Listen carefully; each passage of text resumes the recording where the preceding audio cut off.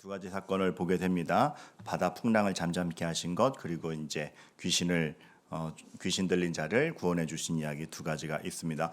오늘 말씀에서는 좀 세 가지를 집중했으면 좋겠는데, 예수님이 누구신가에 대한 건 우리가 예수님이 누구신지를 안다고는 하지만 진짜 그렇게 고백하고 있는가 늘 체크해 봐야 됩니다. 그리고 이 문맥 속에서 제자들에게 있어서는 정말로 본인들이 알고 있는 것 이상의 정말 신적 존재구나 하는 것에 대한 확신이 있었을 것인데, 그것이 우리에게 있나 생각해 봐야 되겠고, 더불어서 그에 대응되어서 악은 얼마나 완고한가.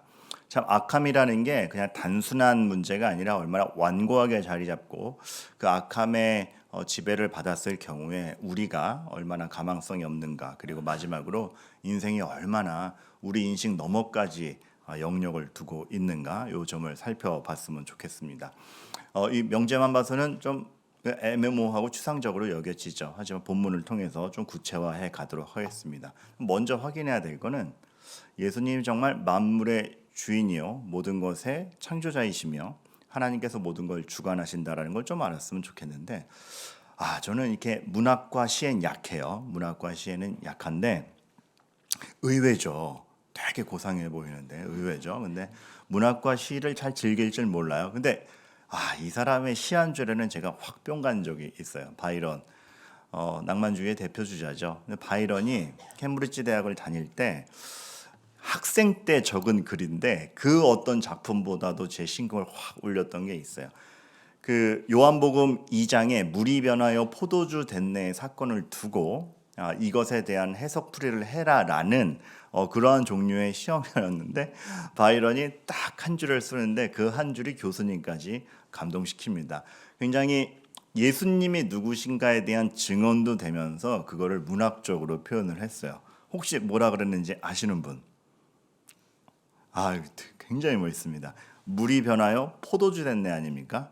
이렇게 썼어요. 물이 그 주인을 만나니 얼굴이 붉어졌더라. 기가 막히지 않습니까? 오늘은 여기서 끝내죠. 감동이 큰 거로. 그러니까 다 들어있죠. 다 들어있죠. 예수님이 누군가? 만물의 주인이며 그 정말 우리 같은 인격 체호 생명도 아닌 피조 세계가 예수님께 화답할 정도로 예수님은 창조주 자체이시다. 너무나 잘 표현했죠. 오늘 본문이 그것을 등장합니다. 풍랑을 잠잠케 했다는 게 능력이 센데 그거보다 훨씬 크게 예수님이 누구신가를 보게 되죠. 사실 오늘 본문을 연달아 이을 때 풍랑 속에서 사람, 그리고 귀신 들려서 본인의 인격대로 본인을 움직이지 못하는 귀신 들린 자를 보았을 때 이런 것을 보게 됩니다. 환경과 악의 세력을 사람이 다 컨트롤할 수 없다라는 걸 대표적으로 보여주죠. 가만 생각해 보면 우리가 내 인생 컨트롤하는 것 같은데 환경과 악에 대해서 얼마나 무방비인지 모릅니다. 저 오늘 본문을 보면서 이런 생각을 했어요. 우리가 되게 유능한 척을 하는데 인간의 유능함이라는 게 뭘까? 사람이 스스로 유능하다 그러는데 어떨 때 유능하다라고 할까? 사실 굉장히 저급한 수준에서 우리의 유능함을 얘기합니다. 벌어진 일에 대해서 얼만큼 대응했느냐에 따라서 유능함이 표출되지 컨트롤하지는 못합니다. 예를 들어 드릴까요? 일기예보. 그래서 준비를 하죠. 그거는 벌어진 일에 대해서 얼마나 대응하느냐 문제지 우리가 일기를 컨트롤할 수가 없습니다. 큰 차이죠. 조종할 수 있다 한들 목사님 요즘 기술이 얼마나 많이 발전되고 우리가 컨트롤해 갈 수 있는 환경도 많은데요. 조종할 수 있다 한들 선함으로 간다라는 보장은 없습니다. 우리는 굉장히 환경 안에 살고 있고 그 환경을 그나마 우리가 좀 컨트롤할 수 있다라고 해도 그것이 정말 선한 길로 가는 걸까? 우리 악함까지 컨트롤할 수 있을까? 안 됩니다. 굉장히 우리의 유능함이라는 게 저급한 수준에서 우리끼리의 누가 조금 더 낫네 많으냐의 문제일 뿐이고, 실상 인생 전반, 피조세계 전체, 그리고 어떤 큰 맥락에서 볼 때 우리는 너무나 유능하지가 않습니다. 그리고 어떤 그 신문 기사를 봤는데 이렇게 얘기하는 걸 봤어요. 지금 점점 더 인간이 유능해지는 것 같고 기술의 발전은 크지만 발전이 클수록 윤리적 논쟁이 뜨거워지는 이 아이러니를 어떻게 감당해 가겠는가? 실제로 그렇죠. 많은 부분들이 예를 들어 생명과학과 여러 가지 DNA에 대한 이런 것들이 굉장히 많이 발전을 했는데 그거와 결부된 윤리 문제에 대해서는 우리가 감히 결론 내리지 못하고 어떡하지 하는 거 굉장히 많습니다. 기술은 있는데 바르게 가느냐의 문제에 대해서는 여전히 확신 못하는 게 있는 것이죠. 자, 다시 한번 말씀을 드립니다. 환경과 악의 세력을 다 컨트롤할 수 없는 게 우리 인간이에요. 예수님께서는 오늘 이 두 에피소드를 통해서 그러한 인간의 형편을 알려주신 거죠. 풍랑 가운데 두려워해야만 하는, 풍랑을 멈추게는 못하고 어떻게 뚫고 가지 정도가 유능함인, 귀신 들린 악함 앞에서 그 악함을 컨트롤하기보다는 잠깐만 방심하면 지고 마는 그 인간의 형편에 대해서 얘기를 하는 겁니다. 그래서 저는 오늘 여러분에게 집중시켜 드리고 싶은 게 뭐냐면, 잘 보면 풍랑 가운데 두려워하는, 귀신 들리는 되게 비극이에요. 그런데 풍랑 가운데 두려워하는 예수님의 제자요 하나님의 자녀입니다. 귀신은 들렸지만 여전히 하나님의 형상인 겁니다. 그래서 우리가 초점을 맞춰야 되는 것은 하나님에 대한 집착을 더 해야 된다는 것입니다. 풍랑에 집착하고 귀신에 집착하는 것이 아니라 그 풍랑을 조종하실 수 있는 하나님이 내 아버지라는 사실, 귀신은 들렸지만 그것을 회복할 수 있고 사실 원래 하나님의 형상으로 지어진 고귀한 존재라는 게 나라는 걸 알 때에 하나님에 대한 관계성과 하나님에 대한 믿음을 분명히 하는 것이 그 어떤 환경과 그 어떤 조건에 창념하는 것보다 우리 인생의 답이라는 거 예수님은 다시 한번 보여주고 계신 것이죠. 그래서 오늘의 말씀은 읽어갈수록 굉장히 따뜻함도 있으면서도 우리가 정말 그 하나님이 누구신가에 대한 믿음, 그리고 그 하나님과의 관계성을 정말 이렇게 중보자로서 결부시키고자 우리에게 구원자로 오신 예수님을 누구냐로 알아보는 게 핵심인 겁니다. 하나 우리가 오해하지 말아야 될 것은 이것에 대한 많은 그 설교문들을 듣다 보니까 대번 이렇게 말씀하시는 분들을 많이 봤어요. 제자들의 이 풍랑 가운데 믿음 없음을 꾸짖으셨다. 왜 예수님 꾸짖으셨을까 싶은 거죠. 근데 가만 보다 보니까 꾸짖으신 건가? 이런 생각이 드는데 딱 한 명의 설교자가 이렇게 얘기하는 걸 들었습니다. 제자들은 격려하시고 바다는 꾸짖으셨다. 우리가 오해하지 말아야 될 게 잘 봐라. 그 설교자가 얘기한 겁니다. 갑자기 제가 잘 봐라 그러니까 놀라셨죠. 아무리 설교자지만 반말을 그분이 잘 봐라. 제자들을 잘 봐라. 예수께서 제자들에게 이르시고 바다에게 꾸짖으셨다. 그러니까 여기서 앞선 어찌하여 무서워하느냐 믿음이 작은 자들아는 하나님께서 굉장히 격려 중에 하신 말씀이고 그것을 의역하자면 이와 같다 하면서 딱 하는 게 어찌하여 무서워하느냐 믿음이 작은 자들아가 이거 아직도 모르냐 믿음이 작은 자들아가 아니고 얘들아 아직 모르는구나 무서워할 필요 없어 왜? 내가 만물의 주인이거든 하면서 제자들에게 두려움을 주는 바다를 꾸짖으시는 거죠.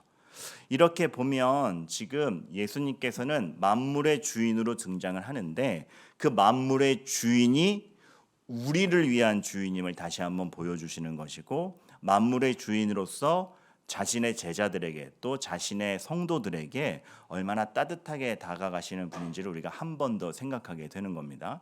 그러면서 우리가 오늘 본문에 초점을 맞춰서 알아야 될 건 만물의 주인이기에 그 해법도 기대 이상인 겁니다. 만물의 주인이기에 해법도 기대 이상인 겁니다. 무슨 뜻이냐 하면 우리 입장에서는 풍랑을 만났는데 배를 탔다? 그러면 탈출하거나 배를 보완하거나로만 생각합니다. 그게 우리의 해법입니다. 그런데 예수님의 해법은 전혀 다르죠. 만물의 주인이고 환경에 갇히신 분이 아니기 때문에 배를 보완하거나 어떻게 탈출하지가 아닙니다. 우리 입장에서는 어떻게 배를 보완하지라고 생각하는데 주님은 바다를 만지십니다. 그렇죠. 해법이 우리가 생각하는 것과 전혀 다릅니다. 바다를 직접 만져서 해결책을 낼 줄은, 여기서부터가 우리 믿음이 발동돼야 되는 부분입니다. 이것은 기적을 바란다라는 개념이 아니라 하나님이 일하시는 방향과 하나님이 일하시는 방법과 하나님이 나아가시는 목적점은 아주 다르다라는 거죠. 그리고 우리는 그것을 함께 보아갈 수 있어야 된다라는 겁니다. 예수님의 구원 사역을 봐도 그 당시에 이스라엘 백성들은 본인들에게 구원자라고 하면 왕의 자리를 차지하거나 우리를 정치적으로 독립시켜 주거나 아니면 우리를 괴롭히는 저 악한 이들을 몰아내시거나가 그들에게 해결책이었습니다. 그렇지만 만물의 주인이요 구원자인 예수님의 해법은 다르죠. 악한 이들을 몰아내실 줄 알았는데 악한 이들이 돌아올 십자가의 길을 내실 줄이야. 다른 겁니다. 이런 점에서 다르다라는 겁니다.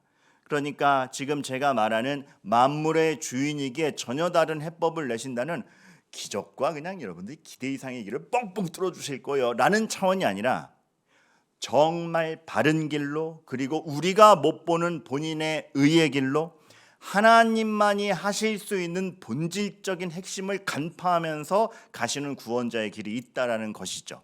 그래서 우리 생각과 다를 수 있지만 믿고 가는.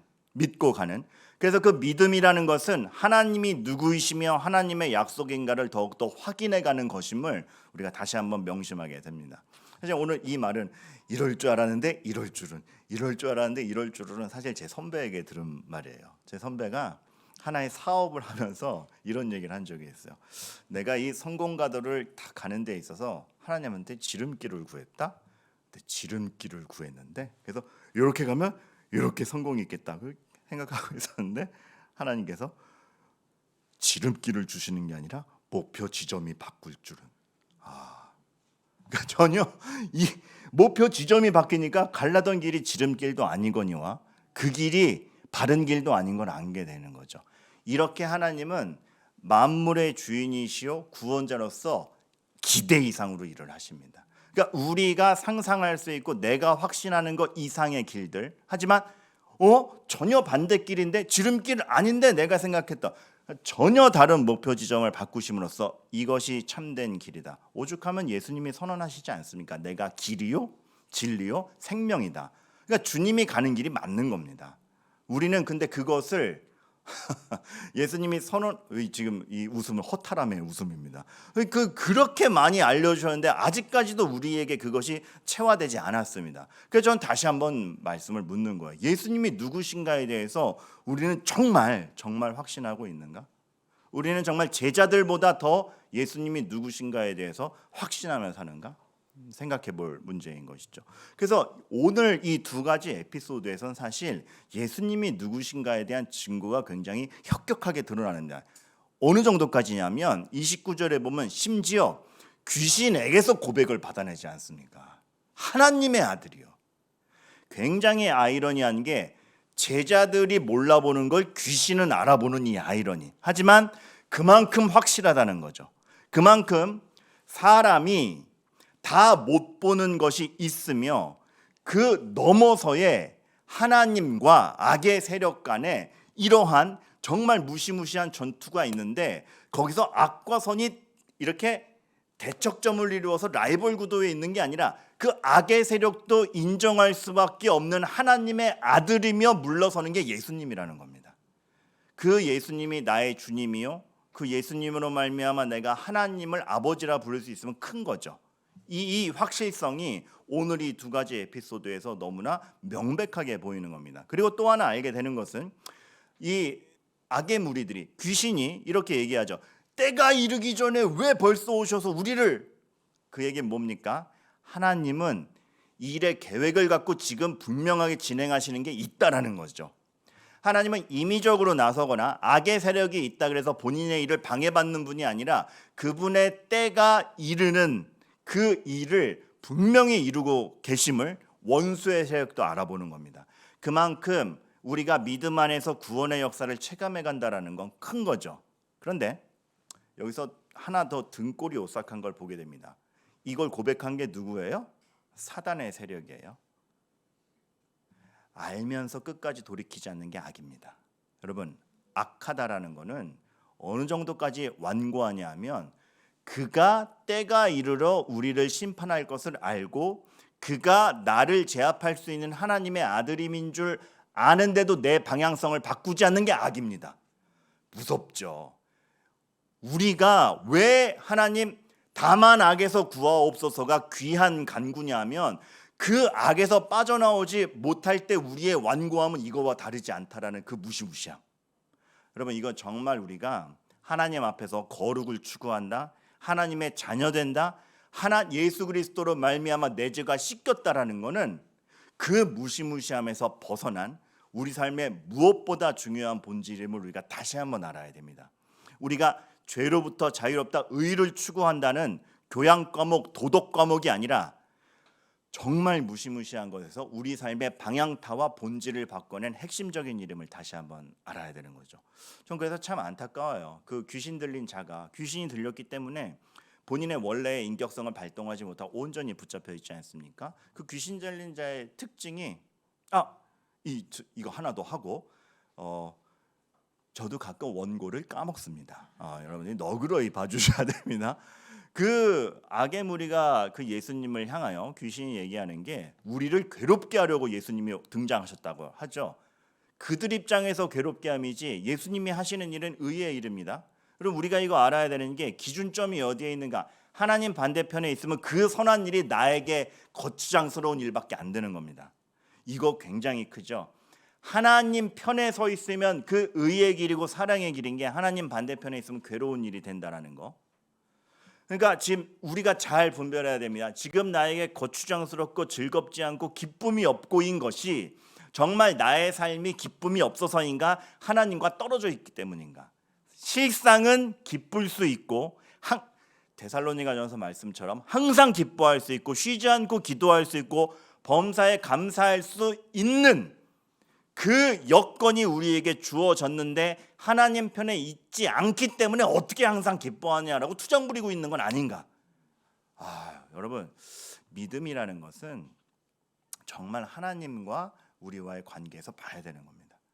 그래서 하나님과의 떨어져 있을 때 아까 설명하려다가 잠깐 중단된 그거 너무 애절한 게 그 본인을 컨트롤하지 못하는 귀신 들린 사람의 특징이 몹시 하나워서 아무도 그 길로 지나가지도 못할 정도인 거예요. 하나님이 사람을 그렇게 지으셨냐라는 거죠. 같이 있으면 행복하고 저 사람이랑 있으면 난 기분이 좋아. 내 이웃을 내 몸과 같이 사랑하고 누구라도 외롭지 않게 같이 있게 하는 것이 하나님의 형상의 모습이고 하나님의 의도인데 전혀 반대로 간 거 아닙니까? 저는 사실 이렇게 생각됩니다. 정도의 차이만 있지 우리가 귀신 들려있는 이 본문에 나와 있는 강도만큼이 아니어서 그렇지 강도와 밀도만 다르지 우리도 어느 정도 사납지 않습니까? 그렇게 생각하면 이 사나움을 회개치 아니하고 그리스도에 대한 사랑으로 가지 아니하면 우리도 언제 전적으로 사로잡힐지 모르고 우리의 모든 판단이 하나님 반대편에서 판단될 때 모든 기쁨의 요소가 원망의 요소가 될지 모르는, 사실 이 몹시 사나워라는 한 단어로 되어 있지만 이거랑 얼마나 대조됩니까? 여러분, 갈라디아서 5장 성령의 열매는 사랑과 희랑과 화평과 쭉쭉쭉 다 몹시 사나워와 반대되어 있죠. 사실 하나님께서 우리에게 요구하시는 바는 그것이고 그 아름다움이 있는데 그거에서 멀어졌다는 거 너무나 가슴 아픈 것입니다. 그것이 뭐에 있다?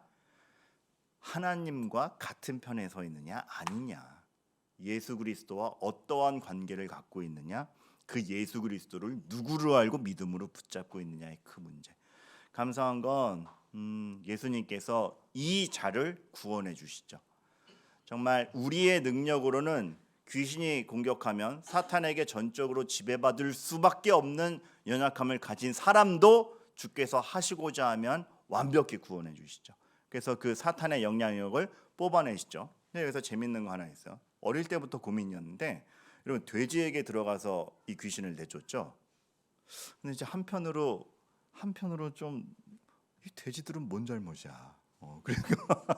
그리고 33절 되게 슬프잖아요. 그 돼지 치던 자들이 놀라가지고 동네에 가서 걔네들은 자기 재산 다 뺏기고 이거 무슨 난리야. 이거 좀 안 됐잖아요. 저 어릴 때부터 사람의 영혼이 귀하다는 건 알겠어요. 그 덕분에 두 사람의 천하보다 귀한 두 사람은 구했잖아요. 근데 이렇게 매몰차신가? 이 돼지들은 참 이거 참 이 풀리지 않는 거야.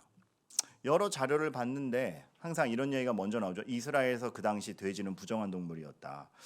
근데 구약에서 하나님께서 표상적으로 교훈을 주실 바가 있어서 예표적 차원에서 돼지를 부정한 동물로 둔 것이고 거기에 대한 교훈이 있는 것이지, 이런 정황에서 모든 피조물의 주인이신 하나님이 애정 없이 돼지들을 몰살시켰을까? 좀 설득력이 없는 겁니다. 그렇죠? 물론 돼지들이 빠져 죽는 걸 보고 이게 그냥 허상이 아니라 정말 사람을 지배했던 그 사단의 세력이 진짜 있었구나, 그래서 돼지들에게로 옮겨갔구나가 실제를 볼 수 있긴 합니다. 근데 그럼에도 불구하고 여전히 돼지는 불쌍하죠? 설명은 되는데 사탄의 관계이기도 해요.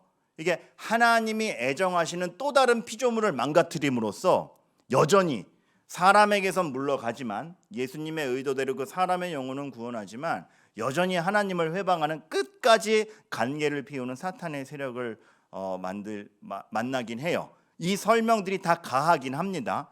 그런데 조금 아쉬움이 나요. 왜 돼지였을까? 그리고 이 돼지 무리였을까? 여러분, 이 똑같은 사건이 누가복음에도 나오고 마가복음에도 나오죠. 근데 마가복음에 가면 이 돼지가 몇 마리인지 나옵니다.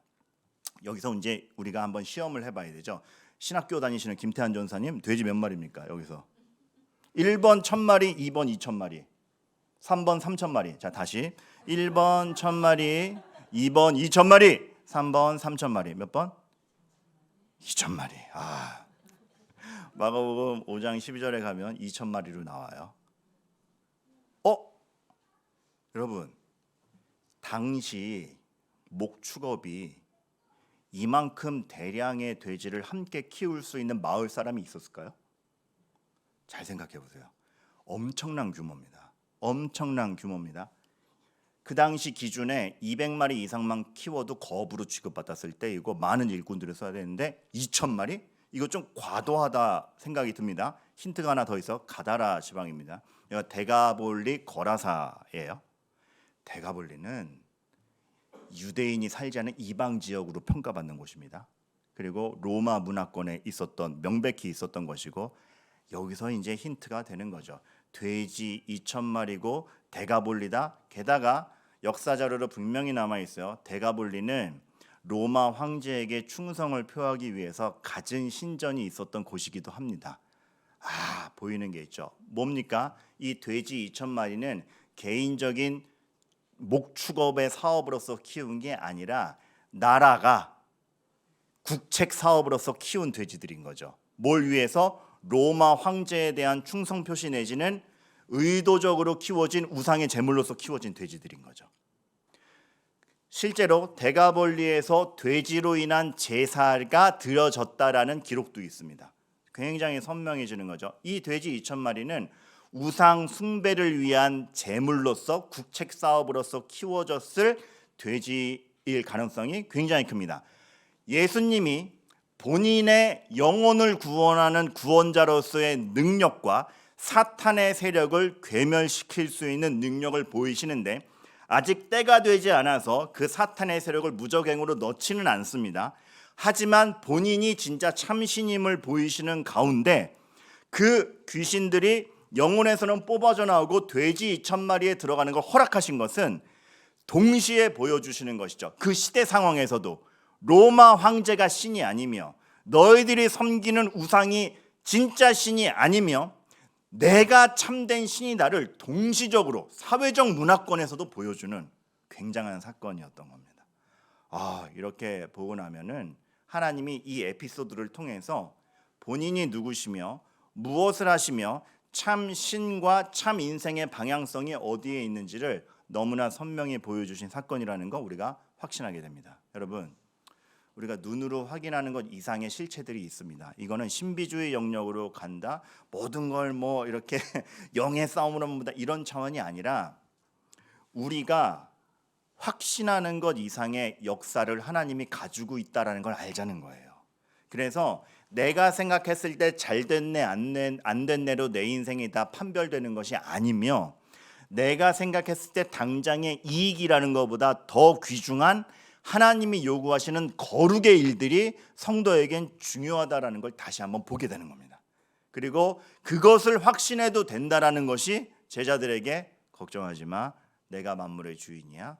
파도야 잠잠하라. 배나 뜯어 고칠 줄 알았는데 파도를 직접 잠재울 줄이야.